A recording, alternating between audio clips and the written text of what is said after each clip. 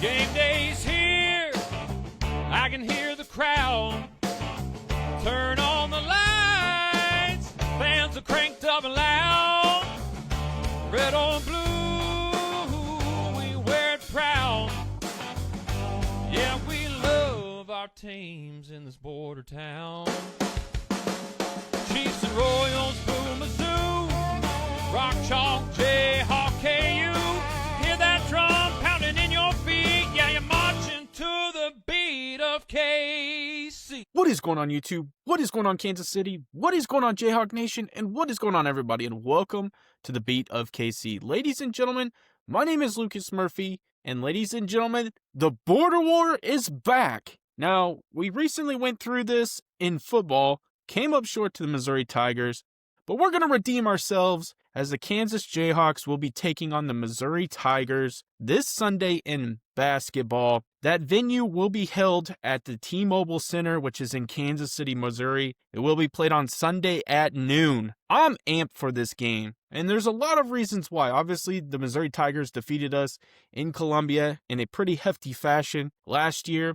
We were the number one ranked team. I think they beat us by like 19. They really had a great showing. Got to give them props. But this is a completely different basketball team this year, and we're going to really jump in and talk about this rivalry. I don't think we need to go too much in depth historically because we know that both teams do not like each other. We know that both teams' fan bases don't like each other, and that's truly how it is. And so I'm excited to really talk about this. You know, obviously, these two teams have really kind of had completely different schedules this year.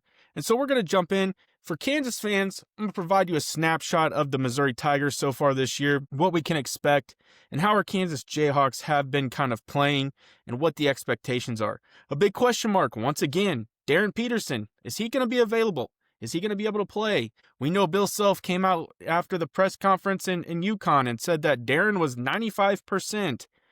He's hoping to get him to 100.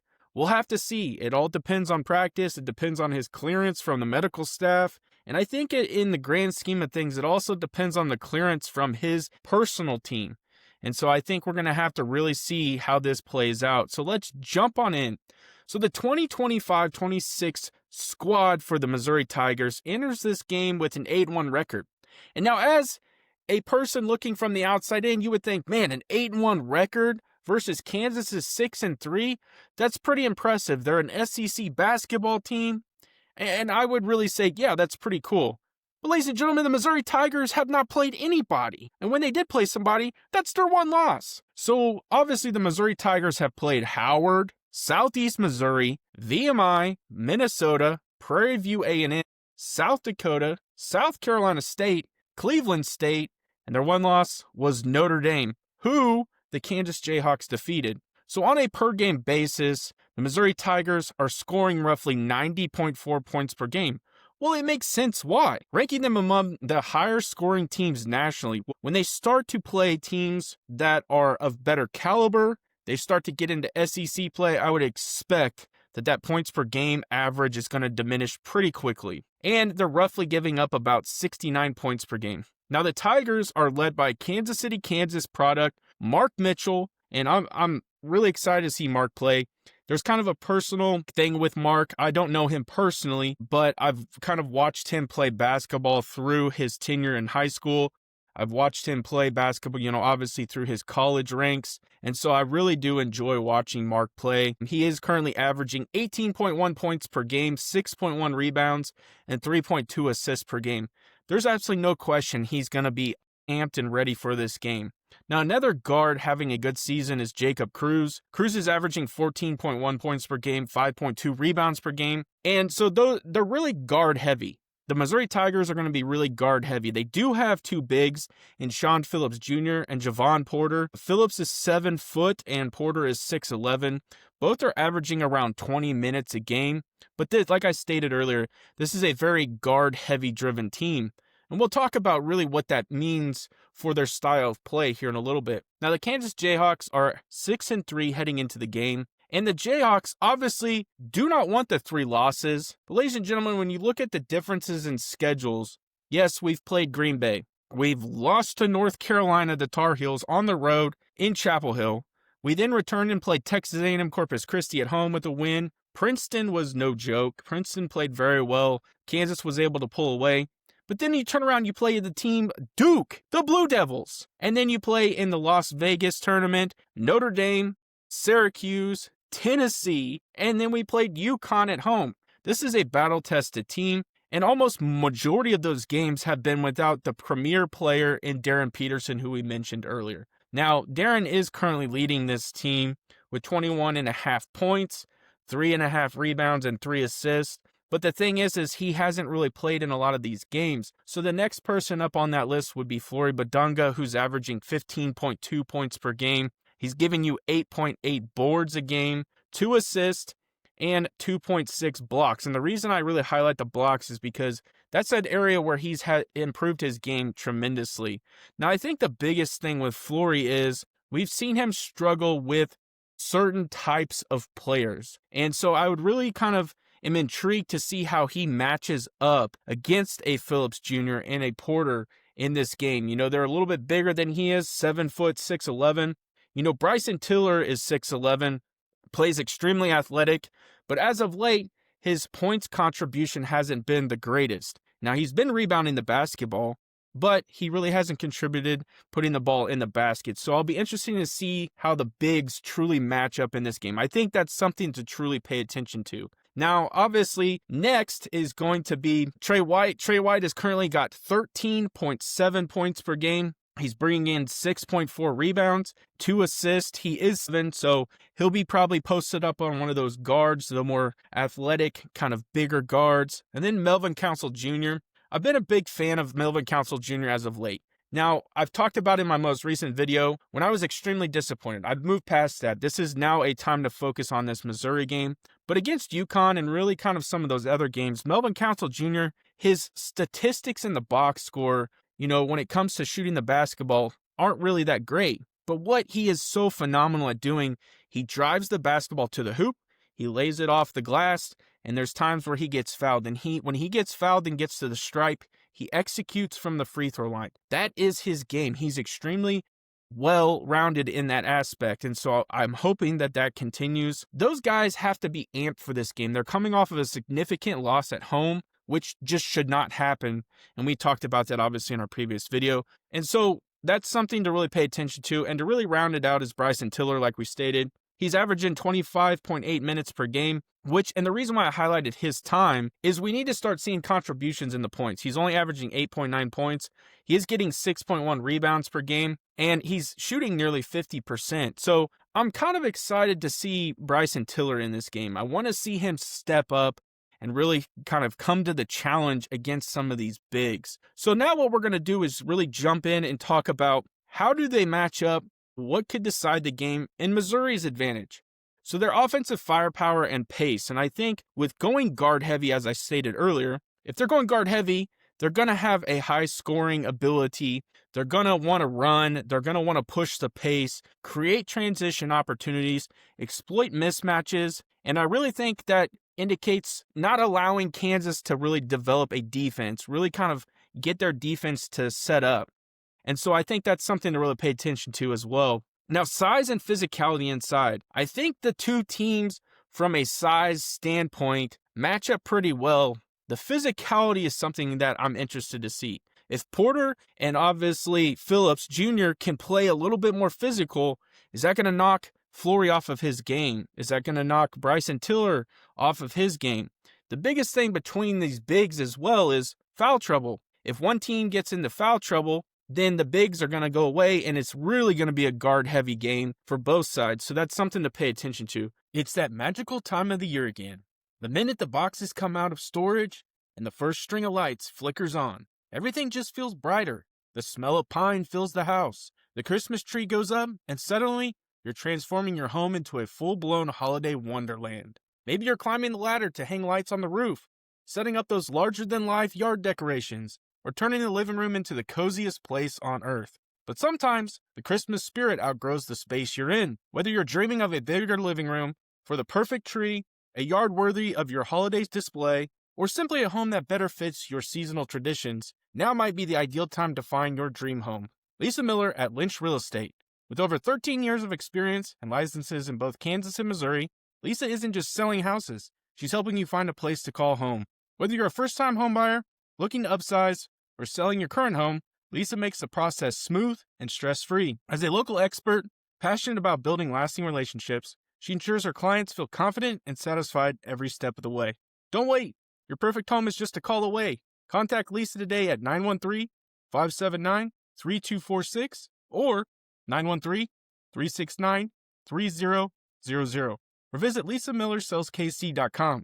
Let Lisa Miller at Lynch Real Estate help you start your next chapter. So if you're ready to make a move that matches your holiday joy, Lisa Miller is here to help you find that place where your Christmas magic can truly come to life. Momentum and confidence. Coming off of a strong start to the season, and obviously the memory of last year for those that are still a part of the team, the upset win could give them an extra edge. And I think their head coach obviously could really hit on the fact that they dominated Kansas at home. And I think there's some aspect to that. Beating Kansas is obviously a more premier basketball program. They've been around forever. And so I think that's something that if they really wanted to, they could kind of use to their advantage. Now, I think when it really comes down to the basketball aspect of this, Kansas is 100% across the board. They have the advantage. They've played better teams. They've been battle-tested. The coaching pedigree, the experience in big games so far this season, they've been behind and they've come back. And, obviously they've really kind of been challenged by teams like Duke, like UConn, like Notre Dame, Syracuse, Tennessee. I'm sure North Carolina is the last one that I'm really kind of thinking about. They've gone through really the ranks of the top 25 in a lot of these teams. And so I really think that they've been tested and challenged at a higher level than this Missouri Tigers team. One of the big things too is the hunger. I think Kansas is going to be hungry coming off of a big loss at home against UConn. I really think that was a significant blow to this team. I think there was a lot of questions really kind of targeted at the whole team, how they performed, the hustling, the rebounding. That's something that they're really good at is rebounding, and they were out-rebounded. They turned the ball over. There was a lot of, second chance opportunities, which Missouri's kind of good at. So if Kansas is able to really kind of win a lot of those categories, that gives them a big-time advantage for sure. And I am going to go ahead and give Kansas the defensive discipline and the ability to stifle that Missouri's tempo. If Kansas can lock up defensively, which we've shown, even though we've played these good teams, Kansas is still a premier defense in this entire college basketball landscape. And so if they can really hone in on that transition and really focus on rebounding, getting to the glass, they can force Missouri into uncomfortable half-court sets where mistakes or turnovers could swing momentum.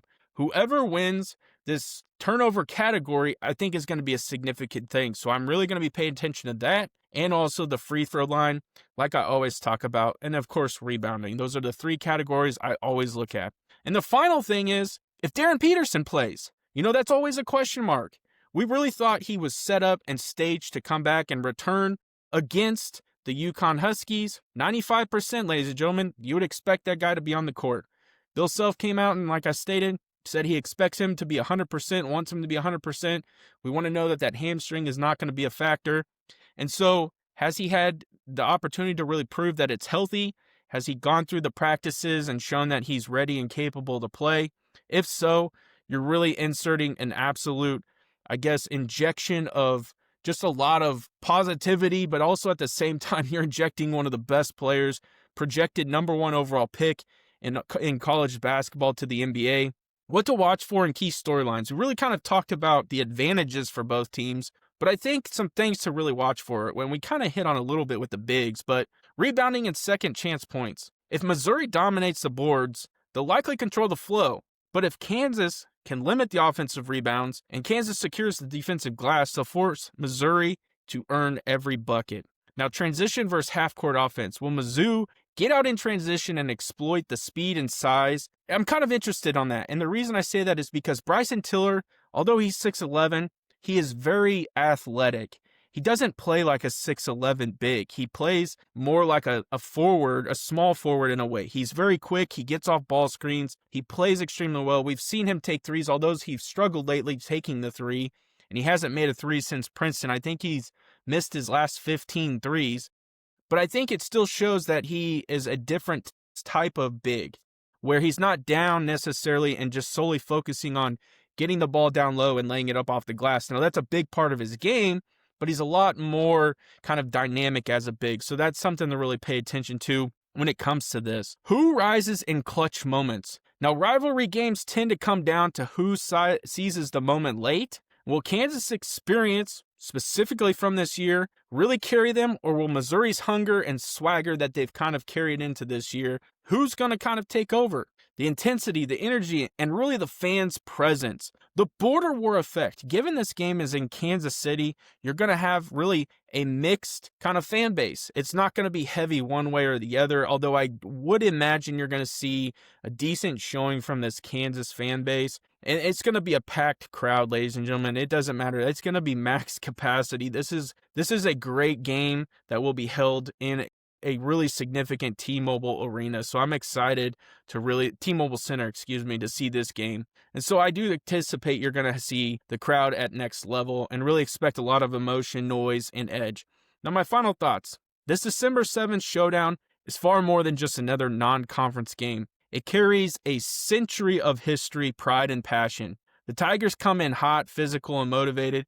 The Jayhawks bring tradition, depth, and a chip on their shoulder. If Missouri controls the boards like we talked about, forces turnovers, they could repeat last year's upset, although I highly don't think that's going to happen. But if Kansas locks in defensively, which we've seen them do, slows the tempo, and executes down the stretch, they'll remind everyone why this rivalry has long belonged to the Kansas Jayhawks, at least more often than not. This one could and probably will be going in Kansas's favor, in my opinion. I appreciate y'all checking out this video. I can't thank y'all enough for the support. You guys have been extraordinary, phenomenal. I could use all kinds of words to describe the support you've given me. I can't thank y'all enough.